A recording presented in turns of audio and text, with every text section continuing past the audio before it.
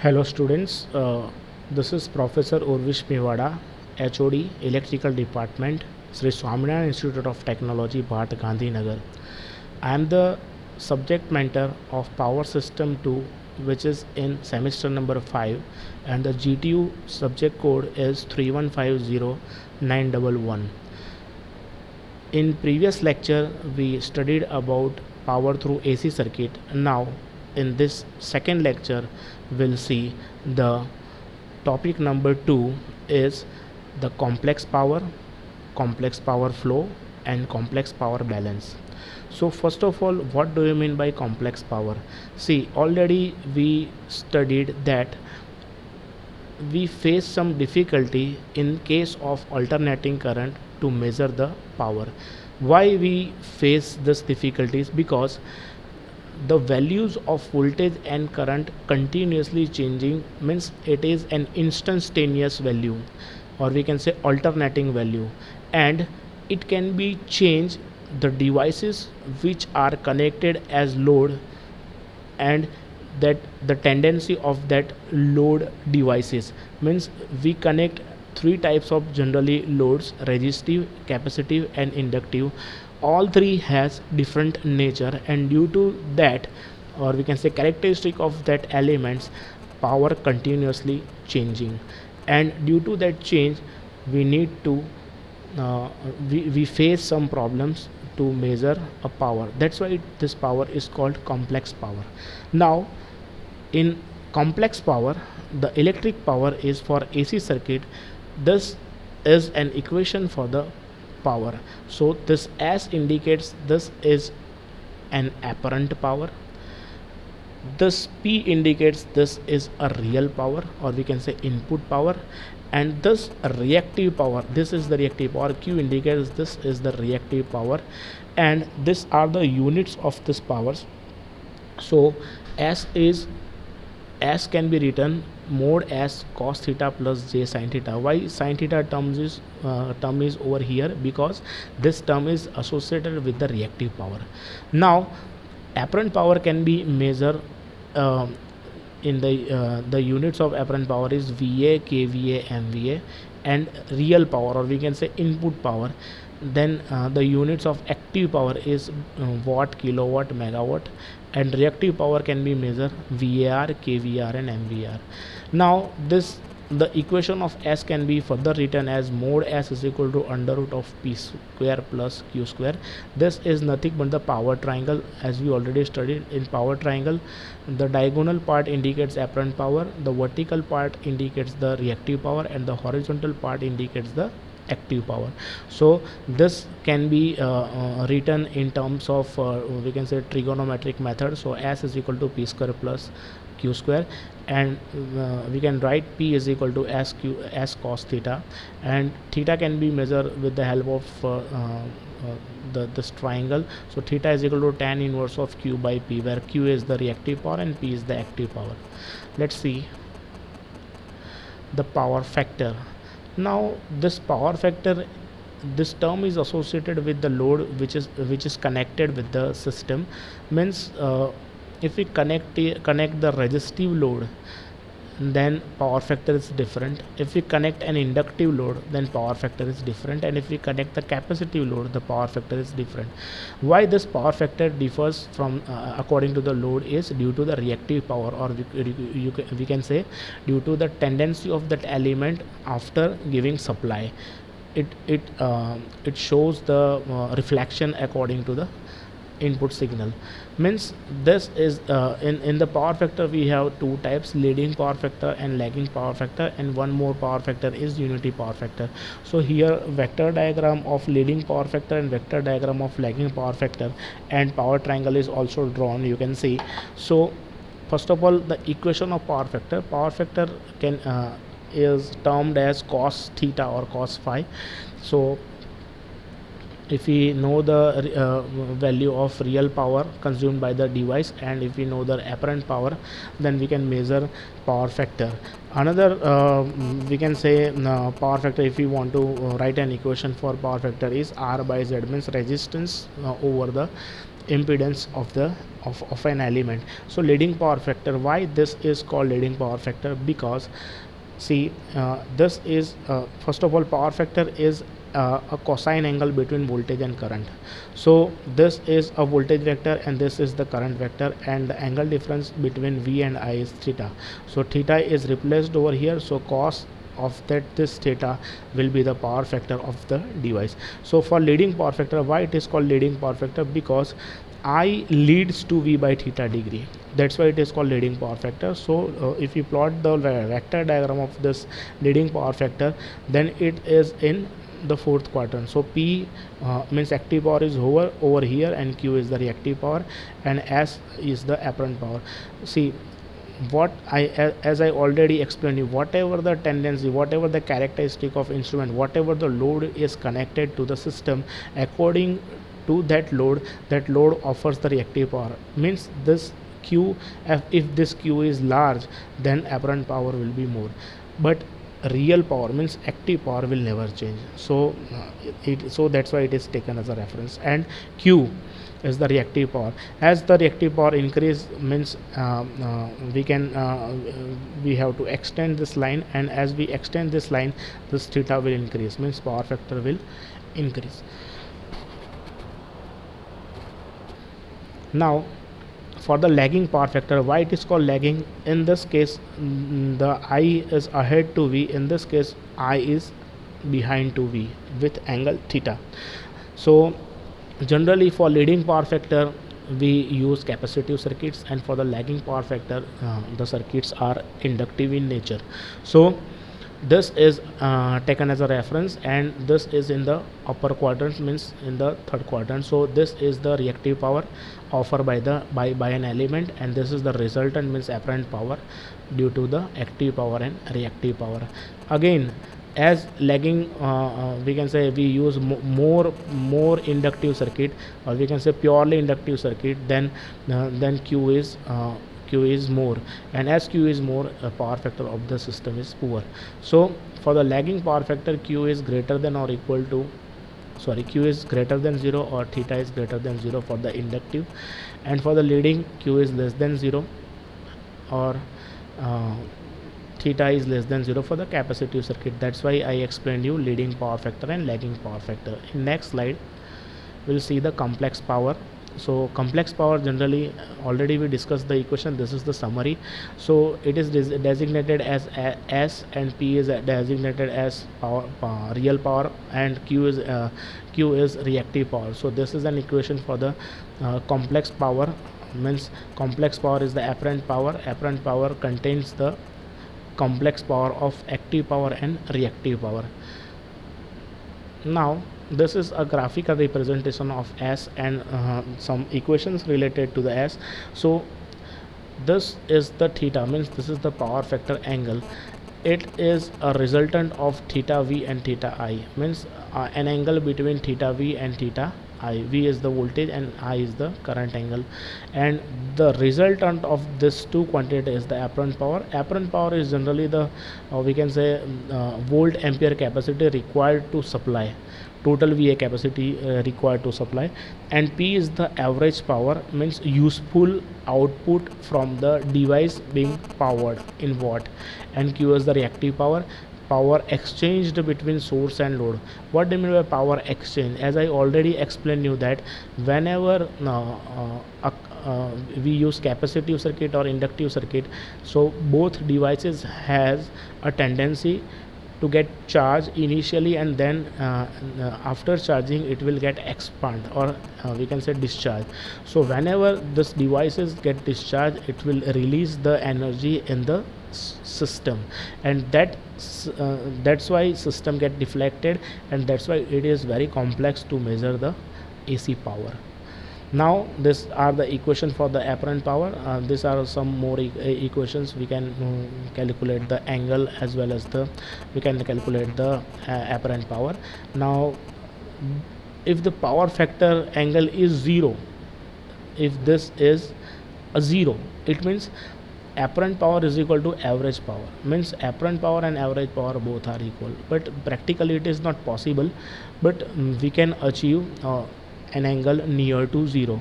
So practically it is impossible, and 0 means what? Power factor is unity, so power factor unity practically somewhat impossible. Now in the next slide, the complex power flow. Now we start with the complex power flow, means this power is flowing in the network, in the circuit. So here two interconnected voltage sources are drawn in this diagram. See, voltage 1 and voltage 2. In between voltage 1 and 2 we have the resistive and inductive element. So the current which is passing from V1 is I1 to 2, means this current is traveling from voltage 1, means this source to this source, that's why it is I12, and Z is equal to R plus Jx, that we already write, that we already know, for we can write for the transmission line, and that would be mode Z at angle gamma degree. So consider here we are considering two identical voltage sources, or we can say it is connected by the impedance Z is equal to R plus Jx. Now if you write an equation for V1, so V1 is mode V1 at delta 1, this is the RMS value, and V2 is the V2 at angle delta 2, means here we are considering two different angles, delta 1 and delta 2, for the directions of the current, from the direction of the current. Now if we write an equation for the current, so I is equal to, generally from the Ohm's law, I is equal to V by R, but here we do not have R, we are considering impedance of the circuit, that's why V by Z. So I is equal to, current is V1 for this source, it is V1 at angle delta 1, and for this source it is V2 at angle delta 2. We'll get the difference in over here, difference of the current over here, that's why V1 minus V2, and the impedance between these two sources are the impedance between these two sources is mode Z at angle gamma. Now if you solve this, you will get V1 by Z, separating this V1 by mode V1 by Z, delta 1 minus angle gamma, minus V2 by mode Z at delta 2 minus gamma. The complex power S12, here we are writing the equation for complex power. So as we already studied, S is equal to V into I. So V is V1, here we are considering, and I is I12. Here we are taking conjugate of the current to solve the complex power. So from this if we write further, mode V1 is equal to V1 at angle delta 1, and for this the voltage, means current is, I12 is for this source is V1 by Z at angle delta 1 minus gamma, and for this V2 by Z gamma minus delta 2. So if we solve further, then we'll get V1 square by Z at angle Y minus V1 mode V1 into V2 divided by mode Z at angle Y plus delta 1 minus delta 2. So in the next slide, okay, so from the previous equations, we write the equation for the real and reactive power over here. So as we derived we written the equation for the current and voltage. So from that, the power equation will become, means this power is from network, means source 1 to 2. So that will become means P is equal to V by P is equal to VI, okay, or we can say V by R.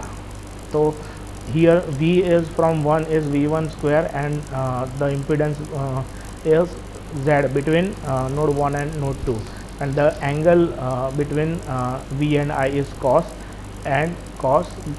gamma, minus this is the second term which is V1 into V2 divided by Z into cos gamma plus delta 1 minus delta 2 from the previous equation. Now this is the real power, or we can say active power, or we can say power consumed by the device or system. Now this is the reactive power Q. So Q is from 1 to 2 is again V1 square by Z sine this is a sinusoidal quantity. If we consider over here, this is the cosine angle of power. Now this is v1 square by z sin y minus v1 into v2 by z. Similarly, from the previous equation, this will become sin gamma plus delta 1 minus delta 2. Now here we consider if r is equal to 0 and z is equal to x is at angle 90. So this in the this above means power equation, the P12 will become V1 V2 by x, because z is equal to x, because r is equal to 0. So z is replaced with x, and this this term will become cos will become sin delta 1 minus delta 2. Now for the real power, this is the equation. Now for the reactive power, V1 by x into V1 minus V2 cos delta 1 minus delta 2. So as we replace this values, r is equal to 0 and z is equal to x at angle 90, we will get power equation from node 1 to 2 is this, and means active power equation from node 1 to 2 is this, and reactive power from node 1 to 2 is this. We have some means observations which are made from the above equation. Now that we will discuss in this below topic. Now since r is equal to 0, so there is no transmission line losses, and real power sent equal the real power received. Means real power sent equal real power received means what? Here we are using combined elements, and this due to this combined elements means as I already explained you that inductor and capacitor has the tendency it will get charged initially, and then it will get discharged, and discharging energy will release in the circuit. So due to this, here we are considering the real power sent equals to the real power received. Now from the above result, the first observation which is made is, so the first observation is observation shows from the above equation is changes in delta 1 or delta 2 will have a significant effect on the real power flow, while small changes in voltage magnitudes will not have the appreciable effect on the real power flow. Therefore the power of real power on transmission line is governed by mainly angle difference of the terminal voltage P12 is proportional to sin delta, where delta is equal to delta 1 minus delta 2, and if V1 leads to V2, so delta is positive and real power from node 1 to 2, and if V1 lags V2, delta is negative, the real power flows from 2 to 1. So this is the first observation which is made from this above equation. Now the second term which is observed here is assuming r is equal to 0. So the theoretical maximum power occurs when delta is equal to 90. Means when we put sin 90, so sin 90 is 1. So when we put delta is equal to 90, so sin 90 will become 1, and P power is equal to V by X. So at that time power will become maximum. So from the second observation from the above equation is assuming r is equal to 0, so when theta is equal to 90 degree, the power transfer is given by P max V1 into V2 divided by X. So we are placing just delta is equal to 90 over here. Now the third observation which is made, it is for maintaining transient stability. Here one word is transient stability. What do you mean by transient? See, whenever the switching on and switching off the load occurs, at that time sudden power requirement will change, and so that the fundamental signal will become distorted, or we can say transients will occur. So for maintaining transient stability, the power system is usually operated with small load angle delta. So that's why if we operate this we can say system at small delta, then we can maintain the stability of the system. Also from the reactive power equation, The real power flow is determined by the magnitude difference of the terminal voltage. So here Q is proportional to V1 minus V2. So these are the observation made which we derived from the above equation of the power flow. Now this is the summary of the power flow, complex power flow in the system. So here the equations which are written, V is equal to mod V e raised to j theta. This is the RMS value and this is the RMS value of the current. This is one circuit drawn over here. Supply voltage is Vt and current is It passing through this circuit, and Z is the load of this circuit. This is the power triangle which is drawn for this circuit, and the voltage the power equation means the complex power absorbed by Z is S is equal to V into I conjugate. So V into I conjugate will become, if we put the values of V and I over here, then we'll get V into I conjugate is equal to P plus JQ. So from the above equation we can write complex power is equal to S is equal to VI. So that will become P plus JQ, and that can be measured. The unit of that complex power is in VA, and apparent power is in volt ampere, means S is equal to V into I. Now average power P is equal to R into S measured with watt. Similarly reactive power Q is equal to J into S measured in volt ampere reactive, means VAR.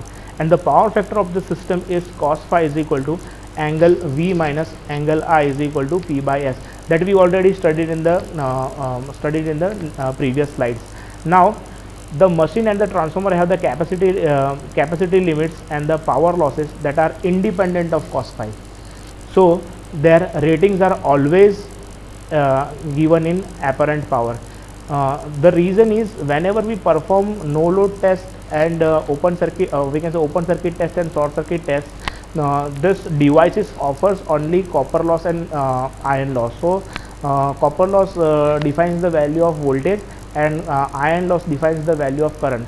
So that's why the unit of that voltage copper loss is in V and iron loss is in I. So that's why its rating is VA, and these two tests are independent from the cos phi. That's why its rating is in VA. And generally power company means cost is proportional to apparent power and revenue is proportional to average power. So from this we can easily say that we have to maintain the power factor of the system. Now complex power through the different elements. This is the summary which I placed in this slide. So if we that we already studied in the previous lecture, power through the pure inductor, pure resistor and pure capacitor. So this is the summary of power through RLC. So through the resistance, the phi is equal to 0 because there is no difference, or we can say difference between voltage vector and current difference. Both are on the same plane. That's why phi is equal to 0. That's why we can say absorbed average power is no VAR, means there is no reactive power in the circuit. Similarly for the inductor, phi is equal to plus 90, and if we place the value of phi is equal to plus 90, so no average power absorbed, or we can say absorbed VARs only, means Q is greater than 0, means this will offer a reactive power which is in opposite to the main fundamental supply, and this is the capacitor. So in this from this equation, if you put phi is equal to minus 90 degree, so no average power, means it generates the VAR as only, and Q is less than 0. So it means when we use capacitive circuit, that will deliver the reactive power as per our requirement to maintain the power flow through the circuit. If suppose I am giving one example over here, if the reactive power in the circuit is more, it means receiving end voltage will reduce compared to the sending end voltage. So we have to maintain, or we have to absorb that power, or we can say reactive power through the circuit. So we can place capacitor banks at the receiving end, and that can absorb the reactive power from the circuit, and we can maintain the terminal voltage at receiving end with the help of capacitive bank. So similarly, if we want to inject the reactive power in the circuit, so we can use a series reactor or shunt reactor in the circuit. So we can inject such power as per our requirement to maintain the receiving end voltage. Now these are the assignment question of this topic too. So you can take snap of this and the instruction related to assignment is also written below the assignment question. The assignment questions are: what do you mean by the complex power? The second question is: define complex power with necessary vector diagram or vector representation. Third is: what is the difference between active power, reactive power and apparent power? And fourth is: how can we balance complex power flow through AC circuit? The instructions, please read the instructions carefully and submit your assignment once your lecture is presented. Thank you very much student. Thank you all. Jai Swaminarayan.